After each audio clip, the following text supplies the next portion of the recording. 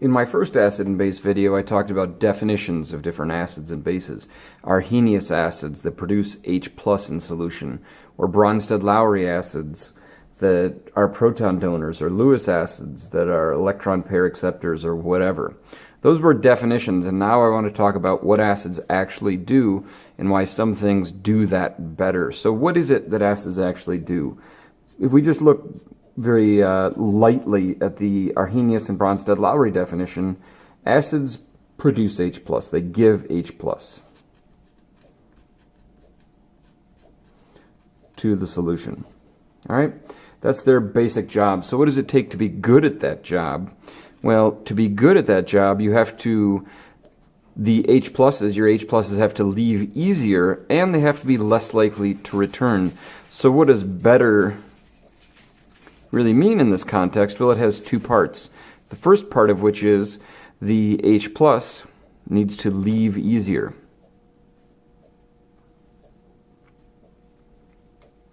Right?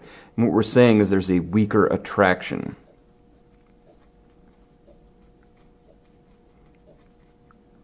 And then our second key factor in what makes them better is going to be the other half of that, which is H+, instead of looking at it in terms of leaving, is looking at it in terms of returning, less likely to return. In the big picture, we might call that like weaker conjugates, but for right now, we'll just say that we're looking at conjugates that are more stable / less polar. So conjugates, more stable, and I'm going to put that in parentheses, less polar. Okay? We'll talk about those words in a little bit here, but for right now, those are the key ideas that I want to look at. And I've drawn some stuff out here in advance. This is my third revision of this video, but I'm pretty confident I'm going to get it this time. And so I collected everything in what hopefully is a logical way. And I'm going to skip right to the trends and the rules. We're looking at the periodic table, and we're looking at our period trends and our group trends. And the period trend is less obvious, which is as you go to the right, acid strength increases. It does that because these things farther right are better able to stabilize the negative charge, the extra electrons, when a conjugate base forms. And then there's stuff involving dipoles. So period trend, move right, strength goes up, better at holding on to extra electrons. Group trend, I think, is very straightforward. As we move down a group on the periodic table, acids get stronger. And the key idea is anion size. I'm going to slide this over so we can look at that first, because the period trend isn't as clear without more words.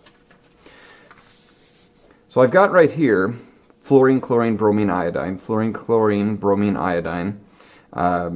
And I've got little pictures that relative, not exactly to scale, but relatively speaking, what the atomic radius is, and then I wrote out what their ionic radius is. And the idea is this, like looking at these pictures, what would you say to yourself is the easiest H to leave? And I think the short answer is you'd see this one and say, well, that H is going to be easiest to remove because it's farthest from that. And that's a true story. This H leaves most easily because it has the longest bond or the weakest bond strength. And that's it, right? Like bigger, hydrogen's farther away, falls off easier. That's the idea. And the second part of this group trend is that when you have a larger anion, the conjugates end up being more stable. And what I mean by that is fluorine, chlorine, bromine, iodine, all group 17, all of them have 7 valence electrons, outermost electrons, outer shell electrons, whatever you want to call them. And for fluorine, it has this much area to spread those 7 electrons out, and there's a high negative charge surface density, and those electrons are repelling. And that's actually a big deal in terms of why fluorine, while it is the strongest with an electronegativity of 4.0, doesn't necessarily pull electrons in the best, at least not close to it. Anyway, short words. Less surface area, then those 7 electrons have a higher charge density, and that's less stable. It's like compressing a spring. If we're cramming all those negative charges in there, and they are repelling each other, Coulombic forces, the farther apart they are, the smaller that repulsion. So, short answer, you go down, acid strength goes up, and it goes up because the hydrogens fall off easier, and the result is more stable. It has a lower surface energy. All right? So hydrogen leaves easier, and it is less likely to return because the resulting conjugate is more stable. It's less polar. It has a lower charge density in this particular case. All right? All right. Now we're going to take a look at the period trend. I didn't plan very well for this, so we'll try that. Okay? The period trend we're looking at is for carbon, nitrogen, oxygen, fluorine. Carbon, nitrogen, oxygen, fluorine. Unlike the group trend, I don't feel like the period trend is super intuitive, although we can say the words. As you go this way on the periodic table, moving to the right across the periodic table, the acids get stronger. All right? That's it. We can say that. Now, I'm going to say something that's wrong, but I think it's important to have this conversation. And that wrong thing is carbon has the most H's, so I would think it's going to be the best acid. It's not. All right? In fact, it's the worst acid of the bunch. But again, like, not knowing anything else, I could look at the group trend and say, wow, iodine's the biggest. That H is going to fall off the easiest, right? So it seems like, even though it's not true, carbon has the most hydrogens. It can spare one. It's no big deal. There's other factors at play. And when we said we're looking at how easy a hydrogen ion leaves, or how likely it is to return, let's check this step first, the likelihood of it leaving. And we can look at that to some degree in terms of bond energy. A carbon-hydrogen bond, a nitrogen-hydrogen bond, an oxygen-hydrogen bond, and a fluorine-hydrogen bond. So we have these numbers here, and if I were just going on how difficult it is for the hydrogen ion to leave, how easy it is to break that bond, because that's what these numbers are really showing us, it looks to me like nitrogen, the NH3 ammonia, would be the best acid. And that's not the case, all right? In fact, that's the second worst acid of our options here. So for right now, bond energy is probably not going to be our answer, and I will, much to my disappointment, cross those numbers out. That's not our primary factor here. It doesn't mean they're not important, but obviously it's not our primary factor. And we know it's not our primary factor by looking ahead or looking into our crystal ball and saying, what are these Ka values, these acid dissociation constants? The bigger this number is, the stronger the acid is, okay? So if you aren't familiar with this, bigger number, stronger electrolyte. In this case, the K value for carbon, CH4, 10 to the minus 50th. That's a small number. I mean, like, you don't have to know anything about acid dissociation constants or anything to say 10 to the minus 50th is a small number. Now, nitrogen, which we had said, wow, that bond energy looks like it'll be the best acid, is a 10 to the minus 35. And these are approximate. I don't need anybody like calling me up and complaining. That's a really small number too. Oxygen, right? We've got a 10 to the minus 16th. That's also a pretty darn small number. And fluorine, we have a 10 to the minus 4, which is also a small number. So note to self, the period 2 acids, they're really bad acids. But relatively speaking, as we move to the right, they are getting stronger. And let's talk about why. First up, we're going to look at electronegativity. Electronegativity is this huge deal, and if you haven't looked at it before, talked about it before, Linus Pauling made it up, and it's just a way to describe how good an atom is at attracting electrons. And he combined electron affinity and these other trends to come up with electronegativity. I'll abbreviate it electronegativity, E-neg, and that is a measure of an atom's ability to attract electrons. Measure of an atom's ability to attract electrons. Okay? And that scale goes from 0 to 4, with 0 being the worst and 4 being the best. And I'm just going to spoil this for you. Fluorine has an electronegativity of 4. Carbon has an electronegativity of 2.5. Nitrogen is a 3.0. And oxygen is a 3.5. So there must be some trend we need to recognize here. As we move left to right across the periodic table, electronegativity increases. As we move left to right across the periodic table, our acidity of the hydrogen compounds strength grows. So this must have a factor, and if we look at what that factor is, we need to look at what conjugates form and what's really going on. So after an H leaves CH4, you get CH3 minus, so it has an extra electron on that central atom. In fact,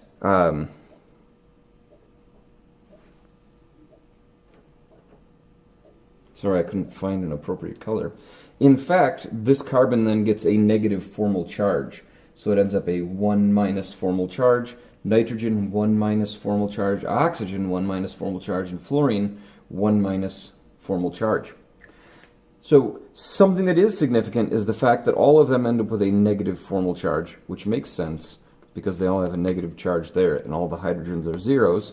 If you're not familiar with formal charge, when we talk about structures, there's information on that, but the short of it is, formal charge compares how many valence electrons you would expect based on the periodic table. Like for carbon, group 14, we would expect 4, and if you look here, carbon looks like it has 1, 2, 3, 4 of them, 1 from each bond. But if you look here, carbon has 1 from that bond, 1 from that bond, 1 from that bond, and then 2 more is 5. It has an extra electron compared to what it should, so it has a formal charge of -1. Extra electron, that's an important phrase for us. As we look at oxygen, for instance, oxygen's in group 16, we expect 6 valence electrons. I've got 1, 2, 3, 4. One of those and one of those gives me a total of 6. If you look at the hydroxide ion, 1, 2, 3, 4, 5, 6, and one of those gives me 7. One extra electron gives me a 1 minus. Now, why do we care about that negative formal charge on the central atom? We care about it because some things are better at holding an extra electron or stabilizing that extra electron. And those things are going to be stronger in terms of their ability to attract electrons.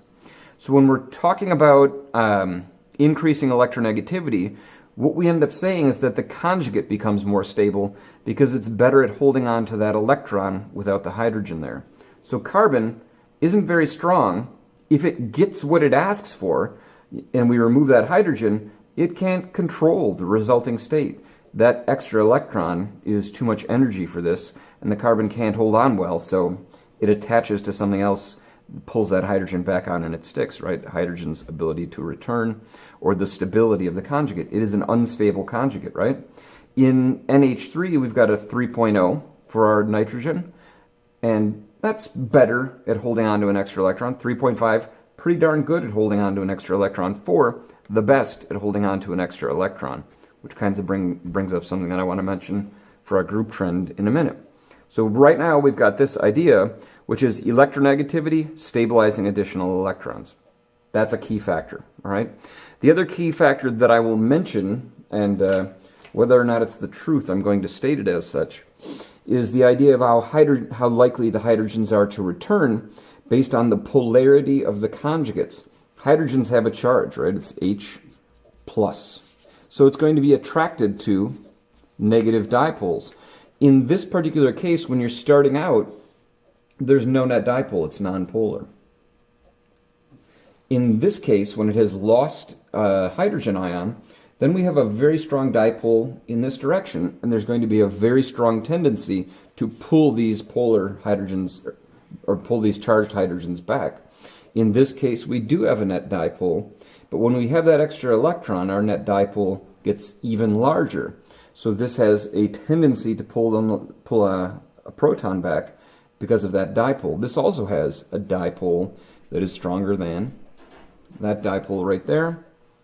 And then fluorine is fairly nonpolar as we look at it, right? It just has a charge.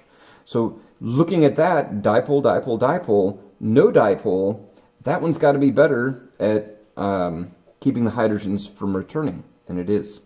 So in relative terms, higher electronegativity, more stable central atom when that hydrogen's gone, because it holds on to the electrons better. And in terms of polarity, we're getting worse and worse and worse at attracting a hydrogen back due to polarity. So that's what's going on there. And now the question comes up, if fluorine has a 4 electronegativity and it's so good at holding on to electrons, why isn't it so good at letting the hydrogen go away? And the answer is what we said earlier about surface area and surface charge density. Fluorine's so small, it's really strong and it can pull those electrons in, but it's so small there's additional repulsion there, which makes it unfavorable. In fact, if you look at electron affinity values, chlorine is actually more favorable in gaining an electron than fluorine is. Fluorine is pretty close to bromine, and chlorine actually has the highest electron affinity value. And it's because adding an electron to the outermost shell of fluorine gives this huge repulsion or a very high surface energy. So fluorine, we would expect certain things, but its size tends to give us not the trend or not the pattern we'd expect. So this right here is our trend explaining, or our explanation of acid strength based on period and group trends. And in the next video, I will talk about structures and oxyacids.